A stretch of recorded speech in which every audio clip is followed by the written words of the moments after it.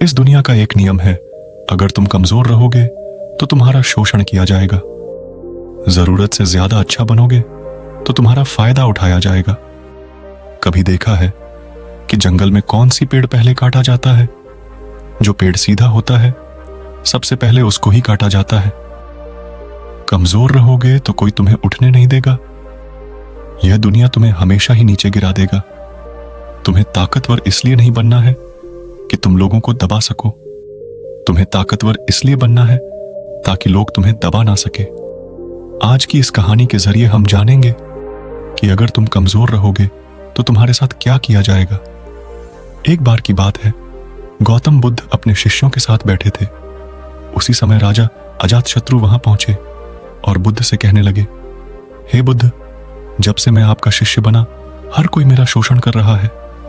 आपका शिष्य बनने से पहले सभी लोग मुझसे डरते थे, क्योंकि उस वक्त मैं बहुत कठोर था और मैं किसी को मौत की सजा देने से पहले एक बार भी नहीं सोचा करता था। लेकिन आपका शिष्य बनने के बाद मेरा किसी को दंड देने का मन नहीं करता और ना ही मुझे गुस्सा आता है। मैं शांत हो गया हूं और सभी को दया भावना से देखता हूं। लेकिन कुछ लोग मेरे इस बदलाव का अनुचित लाभ उठा रहा है और इसने मेरे राज्य के लोगों को भी एक तरह के खतरे में डाल दिया है। कृपया आप मुझे बताएं कि मुझे अब क्या करना चाहिए। राजा अजातशत्रु की यह बात सुनकर गौतम बुद्ध उन्हें एक कहानी सुनाते हैं। एक बार एक बड़े पेड़ के नीचे एक जहरीला सांप रहता था और वह पेड़ गांव के पास में ही था। वहां अक्सर सुबह शाम लोग बैठक लगते थे और खूब बातें करते थे। लेकिन जब से उस पेड़ के पास उस सांप को देखा गया, तब से लोगों ने वहां जाना बंद कर दिया। लेकिन कुछ लोग तो जानबूझकर वहां सांप को देखने आया करते और उसे छेड़ा करते। अब उस सांप को जब खतरा महसूस हुआ तो उसने खुद के बचाव के लिए लोगों पर हमला करना शुरू कर दिया। वह सांप अब अपने क्षेत्र में लोगों का आना भी बर्दाश्त नहीं करता था, जिससे गांव के कई लोगों की जान जाने लगी। इस तरह पैर के आसपास जब भी कोई हलचल होती तो सांप वहां आ जाता और हमला कर देता। सांप की दहशत अब पूरे गांव में हो गई। अब लोगों ने बिल्कुल ही उस पैर के पास जाना बंद कर दिया। एक दिन एक साधु उस गांव से गुजर रहे थे। तभी उस साधु की नजर उस विशाल से घने पेड़ पर पड़ी जिसके नीचे वो सांप रहा करता था। घने पेड़ को देख साधु के मन में विचार आया कि चलो पेड़ की इस ठंडी छांव के नीचे बैठकर कुछ देर ध्यान लगाया जाए। उसी वक्त गांव के कुछ लोग अपनी गाय लेकर घर की ओर जा रहे थे। तभी उन लोगों की नजर उस साधु पर पड़ी जो कि उसी पेड़ की तरफ ही जा रहा था।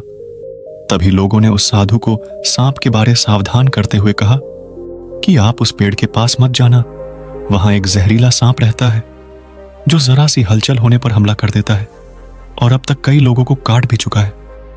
लोगों की यह बातें सुनकर साधु मुस्कुराए और उस पेड़ की तरफ चल पड़े।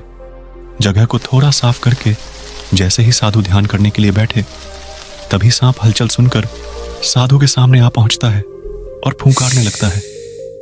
फूंकार की आवाज सुन के साधु की आंख खुलती है और वह सांप को देखने लगते हैं। वह सांप की आंखों में देखते हुए एक मंत्र बोलते हैं और मुंह से फूंक मारते हैं। तभी चमत्कारी रूप से वो सांप साधु से बात करने लगा। अब दोनों एक दूसरे की भाषा को समझ सकते थे। सांप साधु से कहता है, हे मनुष्य, क्या तुम मुझसे नहीं डरते? क्या तुम नहीं जानते ये मेरा क्षेत्र है और यहां आने की कभी किसी की हिम्मत नहीं है? साधु ने करुणा से कहा, मित्र, इसमें डरने की क्या बात है? मैं किसी चीज से नहीं डरता, क्योंकि जब मैं जीने की लोभ ही नहीं रखता तो मृत्यु से क्या डर। सांप साधु की ये बातें सुनकर चौंक गया, क्योंकि था सांप की इससे पहले ऐसे लोगों से मुलाकात नहीं हुई थी जो उसको मारना चाहते थे या उसके डर से भाग जाते थे। लेकिन वह ऐसे व्यक्ति से कभी नहीं मिला जो उससे नहीं डरता। सांप साधु से इतना प्रभावित हुआ कि वह साधु के चरणों में पड़ गया और बोला, हे प्रभु, आप बिल्कुल सही कह रहे हैं। आज तक मैंने जो कुछ भी किया है अपनी जान बचाने के लिए किया है। अपने क्रोध के चलते ना जाने कितने निर्दोषों की जान भी ले ली। इसके बाद साधु सांप को बहुत सी बातें समझाकर वहां से चला गया। साधु की बात से प्रभावित होकर सांप ने निश्चित किया कि आज से वह किसी को नहीं काटेगा। वह अपने क्रोधी स्वभाव को त्याग देता है, दूसरों को काटना बंद कर देता है। लेकिन इसका नतीजा उल्टा निकलता है। जब लोगों ने देखा कि सांप ने लोगों को तो काटना बंद कर दिया है, तो लोग उसका फायदा उठाने लगे। जो उससे दूर भागते थे वो उसके पास आने लगे और सांप को परेशान करने लगे। बच्चे उस पर पत्थर फेंककर मारने लगे, जिससे सांप आए दिन हमेशा परेशान और घायल रहता था। वह बहुत दुखी था, क्योंकि वह अपने जीवन का सबसे कठिन समय बिता रहा था। एक बार वह साधु फिर से उस गांव में आए। वह उसी पेड़ के नीचे बैठ गए। तभी साधु की नजर उस सांप पर पड़ी, तो साधु ने उस सांप से पूछा कि मित्र, तुम्हारी ये हालत कैसे हो गई? तुम इतने घायल और इतनी दयनीय स्थिति में कैसे आ गए?